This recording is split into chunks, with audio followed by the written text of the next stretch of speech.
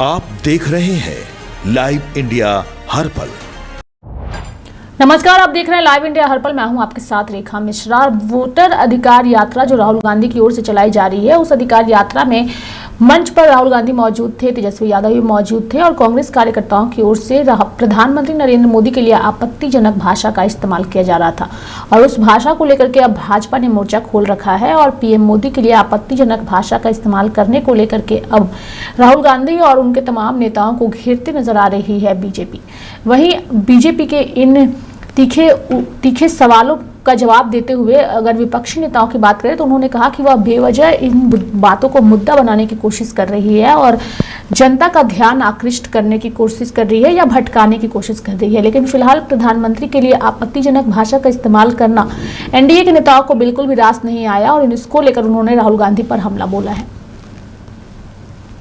दिक्कत तो इसी बात की है ना कि जिस भाषा का ये लोग इस्तेमाल करते हैं, राजनीति में मतभेद होंगे और वो स्वाभाविक है। और भारत जैसे लोकतंत्र में जहां पे इतनी विविधताएं हैं, जहां पे इतने राजनीतिक दल हैं, हर किसी का अपना पक्ष होगा, हर किसी का अपना मत होगा, पर अगर मतभेद की परिभाषा शब्दों की मर्यादा को गिराना है तो ये कतई भारत जैसे लोकतंत्र के लिए उचित नहीं है और मैं कतई इसको स्वीकार नहीं करता हूं। मैंने हमेशा कहा है कि राजनीति में भाषा की मर्यादा का पालन करना होगा और भारतीय भाषाओं की खूबसूरती है भैया।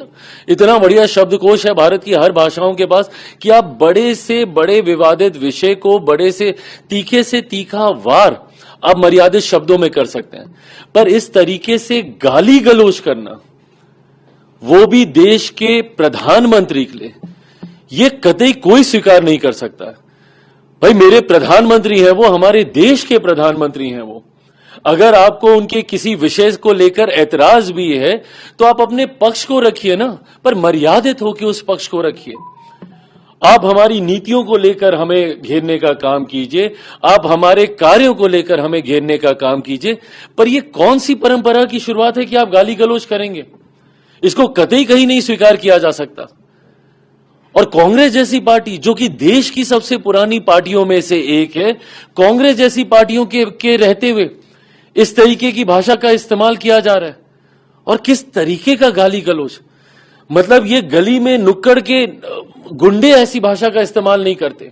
और ये वही चलन है, ये वही परंपरा है राष्ट्रीय जनता दल जैसी पार्टियों की, जिसकी वजह से 90 के दशक से बिहार जो हमारा बदनाम हुआ है, आज तक हम लोग अपने उस खोए हुए गौरव स्वाभिमान की हम लोग लड़ाई लड़ रहे हैं। राष्ट्रीय जनता दल जैसी पार्टियों ने जिस तरीके से 90 के दशक से बिहार को बदनाम करने का काम किया, यही बोलचाल की वजह से, इसी तरीके की कार्यशैली की वजह से। सोचिए, ये इनके कार्यकर्ता हैं जो प्रधानमंत्री के लिए मां बहन की गालियों का इस्तेमाल कर रहे हैं। ये कार्यकर्ता हैं कि ये गुंडे हैं आपके भैया। और ये वही लोग हैं जिन्होंने 90 के दशक में किस तरीके से अपराध, हत्या, लूटमार, डकैती, बलात्कार जैसी घटनाओं को चरम सीमा पर ये लोग लेकर गए थे। जो व्यक्ति गाली गलौज खुलेआम खुले मन से कर सकता है, राजनीतिक दल के वरिष्ठ नेताओं के सामने कर सकता है, वो सोचिए वो अपने घर में, गांव देहात गांव में जाके वो क्या कर रहा होगा। किस तरीके की राजनीति राष्ट्रीय जनता दल और कांग्रेस जैसी पार्टियां करना चाह रहे हैं। और जब चुनाव आता है, इस तरीके से भाषा की मर्यादा को ये लोग गिराने का काम करते हैं। देखिए, जिन्होंने दशकों तक बिहार में वोट चोरी की, बम, बंदूक और लाठी के आधार पे गरीबों की वोट को लूटा, वही आज वोट चोरी के बारे में ज्यादा चिल्ला रहे हैं। ये लोग फ्रस्ट्रेटेड हो चुके हैं। आज तो सारे हद पार किए। इन्होंने देश की लोकप्रिय प्रधानमंत्री नरेंद्र मोदी जी के नाम लेके अपशब्द कहे, गाली गलौज किए। क्या यही उनकी राजनीतिक आदर्श है? ये सामंतवादी लोग हैं। इनकी पैर के नीचे से जमीन जा चुकी है, बौखला गए हैं।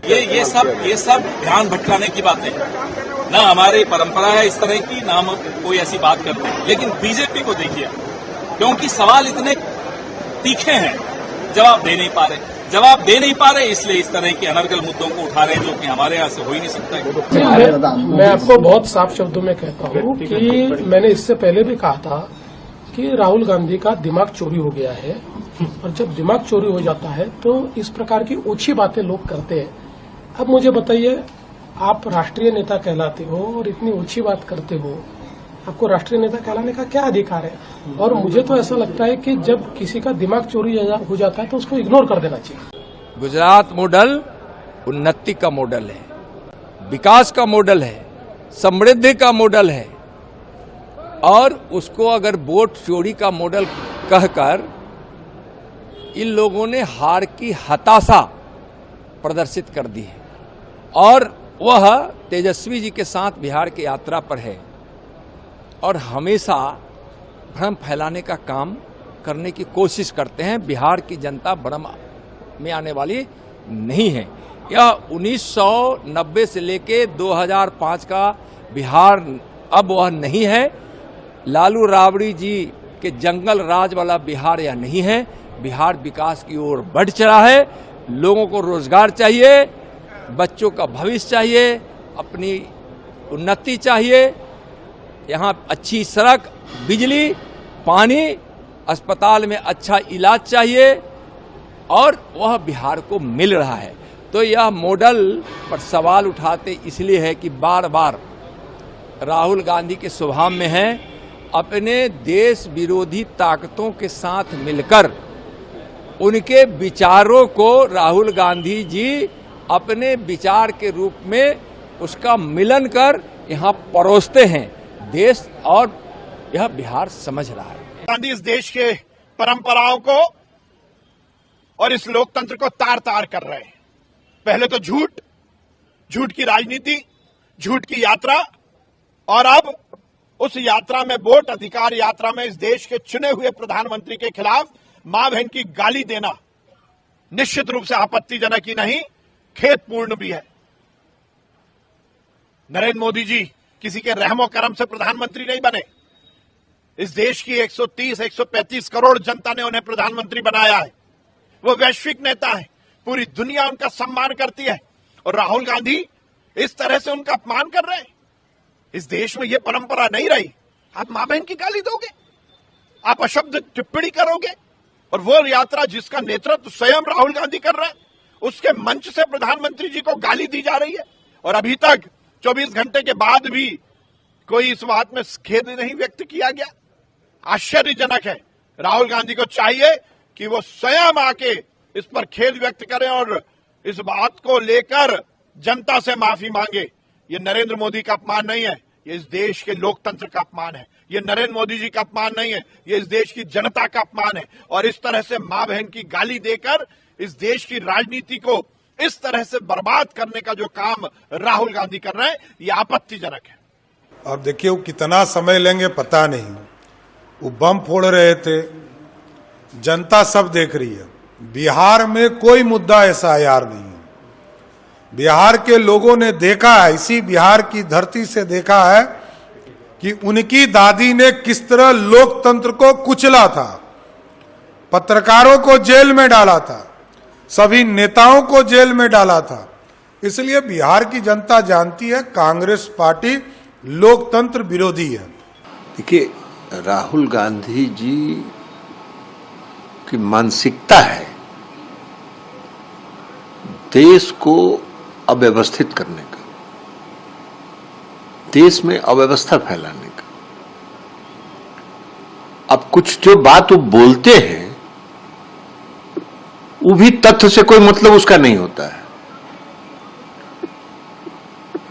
जब नरेंद्र मोदी जी गुजरात के मुख्यमंत्री थे और गुजरात में चुनाव हो रहा था,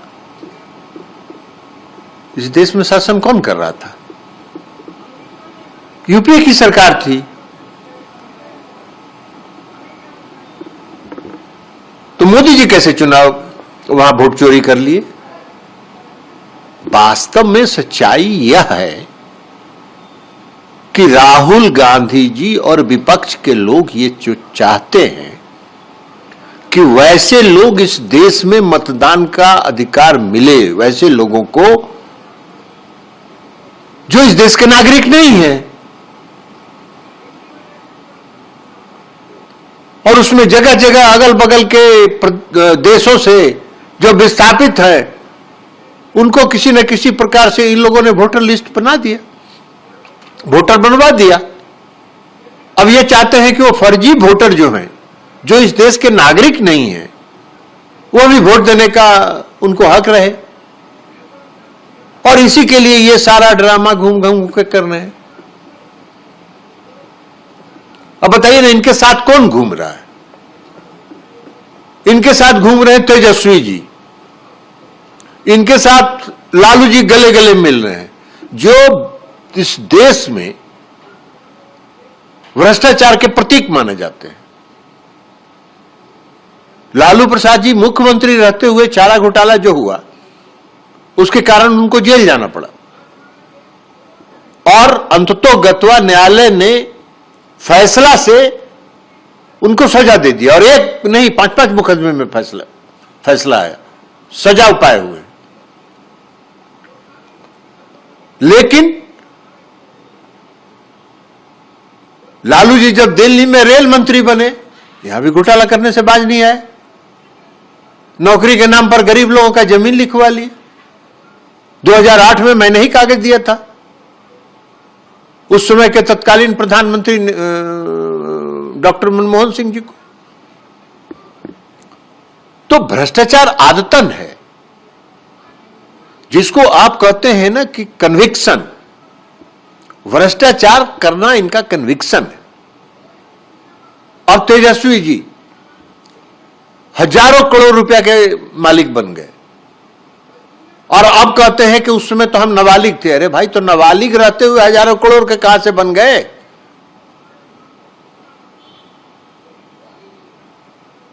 तो कहते हैं कि नाबालिग है इसलिए हम पर नहीं मुकदमा चलना चाहिए, कहा कि हमने नाबालिग रहते हुए चोरी किया। अरे ये तो कोई तर्क है क्या? उसी तरह घूम घूम के कह रहे हैं कि वोट चोरी हो रहा है। क्या वोट चोरी हो रहा है भाई? चुनाव आयोग ने सारी सूची डाल दिया, बूथों पर डाल दिया। अब आप बताइए ना कि कौन है इस देश का नागरिक जो वोटर नहीं है? चुनाव आयोग ने सघन पुनरीक्षण का जो कार्यक्रम चलाया, उसमें क्या कहा? कहा कि भाई आप 11 विकल्प आपके पास हैं, इस 11 विकल्प में एक भी विकल्प आप जमा करके यह बताइए कि हम इस देश के नागरिक हैं।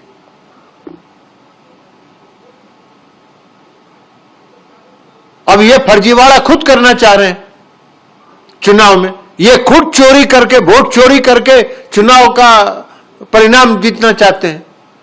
कर्नाटक में जीत गए तो क्यों नहीं बोले? तेलंगाना में जीत गए तो क्यों नहीं बोले? पश्चिम बंगाल में ममता जी की सरकार बन गई तो क्यों नहीं बोले? तो उसमें वोट चोरी नहीं हुआ, उसमें चुनाव आयोग नहीं था। अरे जब आप हार जाइए, हरियाणा में आप हार जाइए तो कहिए वोट चोरी से हम हार गए। ऐसा तो जबरदस्ती का काम हम देखे ही नहीं है। और आप प्रधानमंत्री के खिलाफ आप शब्दों का इस्तेमाल कर रहे हैं। प्रधानमंत्री का क्या लेना देना है? चुनाव आयोग एक संवैधानिक संस्था है। चुनाव आयोग ने आपसे प्रमाण मांगा है, बार बार कहा है कि आप प्रमाणित करिए, आइए हमसे मिलके बताइए। आप नहीं जा रहे हैं, जनता में भ्रम फैलाने का प्रयास कर रहे हैं। किसको लेके घूम रहे हैं? स्टालिन को लेके घूम रहे हैं। कि अभी संजय जी ने बताया, जिस प्रकार से एक यात्रा चल रही है बिहार में और उस यात्रा में जिस प्रकार की भाषा का प्रयोग हो रहा है, बड़े दुख के साथ इस प्रेस कॉन्फ्रेंस को मैं संबोधित कर रहा हूं। दुख के साथ इसलिए क्योंकि स्वाभाविक है, लोकतंत्र में एक मर्यादा होता है। लोकतंत्र में मुझे याद आता है सुषमा जी की वो बातें जब उन्होंने सदन में कहा था कि हम शत्रु नहीं हैं, हम विरोधी हैं, विचारधारा के विरोधी हैं, हम शत्रु नहीं हैं। और किस प्रकार की भाषा का प्रयोग हमारे नेता करते रहे हैं, ये हमने देखा है। और आज जब भाषा की मर्यादा तार तार हो रही है, आज जब माननीय प्रधानमंत्री जी और प्रधानमंत्री जी की 100 वर्ष की मां, जो आज हमारे बीच में नहीं है, जिनका लगभग 100 वर्ष की आयु में स्वर्गारोहण हुआ, उनके ऊपर जिस प्रकार की कटुता, जिस प्रकार की अश्लीलता और जिस प्रकार की भाषा का प्रयोग किया गया है, मुझे लगता है शर्मसार आज उस पार्टी को होना चाहिए जो पार्टी कभी अपने आप को भारत में स्वतंत्रता संग्राम से जोड़ती थी। वह पार्टी जो अपने आप को स्वतंत्रता संग्राम से जोड़ती थी, वो गांधी जी की पार्टी थी। और आज जो स्वतंत्रता संग्राम से अपने आप को तथाकथित रूप से जोड़ती है, मगर आज गाली वाली पार्टी बन गई है, वो महात्मा गांधी जी की पार्टी नहीं है, वह तथाकथित नकली गांधी परिवार की पार्टी है, जिनमें एक सेंस ऑफ एंटाइटलमेंट है, कूट कूट कर जिनमें अहंकार भरा हुआ है, जिनको लगता है कि भारतवर्ष उन्हीं का है, और अगर भारतवर्ष में राजनीतिक गद्दी उनको नहीं मिलती है, वो दूसरों को कह रहे ना गद्दी छोड़ हम आके बैठेंगे, अगर राजनीतिक गद्दी उन्हें नहीं मिलती है तो वो कुछ दिनों के बाद उस व्यक्ति को जो लोकतांत्रिक रूप से चुन के आता है, मुझे कष्ट हो रहा है, उसे मां की गाली भी हम दे सकते हैं। बिहार की जनता है, जहां से चाणक्य हुए, जहां से बुद्ध हुए, जहां से भाषा की प्रवाह बही है, जहां से ज्ञान और संस्कृति की प्रवाह बही है, वह बिहार की जनता इस प्रकार की भाषा को देख रही है, उसे परख रही है और उसका जवाब भी देगी। और इसका जनक कोई है तो वो राहुल गांधी है। दरभंगा की रैली से, मंच पर से जिस प्रकार से प्रधानमंत्री के मां के लिए कहा गया और प्रधानमंत्री जी के लिए कहा गया, उससे ठीक पूर्व राहुल गांधी जी के भाषण को आप सुनिए, उसका विश्लेषण करिए। लगभग 5-7 दिनों से राहुल गांधी जो भाषण दे रहे हैं, उस भाषण में प्रधानमंत्री को तू कह के संबोधित करते हैं। तू युद्ध बंद कर दे, 24 घंटे का समय दिया गया है, नहीं तो तुझे छोड़ा नहीं जाएगा, तुझे हम देख लेंगे। राहुल गांधी माननीय प्रधानमंत्री 140 करोड़ जनता के प्रधानमंत्री है। खिसियानी बिल्ली चाहे कितना भी खंबा नोच ले, याद रखिए मर्यादा एक ऐसा विषय है जिसे भारतवर्ष पसंद करता है और अमर्यादित भाषा और अभद्र भाषा को भारतवर्ष पसंद नहीं करता है। खेद के साथ कहना पड़ रहा है, यह पहली बार नहीं हुआ है। इस बार सदन के सत्र में मैं भी वहां मौजूद था, दुख हो रहा था। पूरे सत्र में जिस प्रकार की भाषा का प्रयोग, जिस प्रकार का स्लोगनियरिंग किया गया, वेल में खड़े होकर कांग्रेस पार्टी ने चोर चोर चोर चोर जिस प्रकार से हल्ला मचाया है और जैसी भाषा का प्रयोग किया है, खुद स्पीकर साहब ने भाषा के मर्यादा के तार तार होने का हवाला दिया था अंतिम दिन में लोकसभा में साइनाडाई होते समय। और यह पहली बार नहीं है जब आदरणीय प्रधानमंत्री नरेंद्र मोदी जी के लिए इस प्रकार के भाषा का प्रयोग किया गया है। 2012-13 से ही और उससे पहले से, जब से उनमें एक पोटेंशियल नेता दिखा है कांग्रेस पार्टी को, एक संभावित नेता दिखा है कांग्रेस पार्टी को, तब से कांग्रेस पार्टी उनके ऊपर इस प्रकार के भाषा का प्रयोग कर रही है। मौत के सौदागर, नाली का कीड़ा, नीच आदमी, कॉकरोच, वायरस, भस्मासुर, रावण, दुर्योधन, ये सारे भाषाओं का प्रयोग, ये सारी गालियों का प्रयोग माननीय प्रधानमंत्री नरेंद्र मोदी जी के लिए हुआ है। सोचिए किस देश में, हमें कहती है कांग्रेस पार्टी की ये तो हिटलर शाही है, ये तो डिक्टेटर है।